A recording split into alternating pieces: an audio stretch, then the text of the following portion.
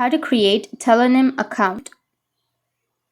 So if you want to create a Tellonym account, then what you need to do is first make sure that you have a stable internet connection. After that, make sure that you've logged into your account. After that, make sure that you've downloaded the application. So you need to simply go and launch your Tellonym application if you've downloaded it. But if you've not downloaded, then you can just simply go with your Play Store or your App Store and download the application. After downloading, now if you want to create an account, then you can go with sign up with email, or you can also continue with your Google.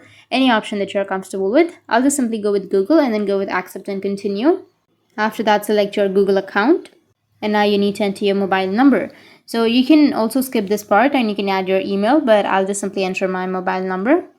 Go with submit. And now you need to go with continue and go with share on Instagram or share anywhere else. I'll just simply go with Instagram.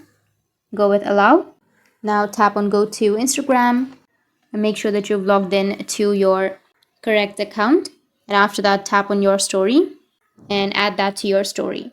Now tap on continue again. You can add your friends, but I'll just simply skip this part.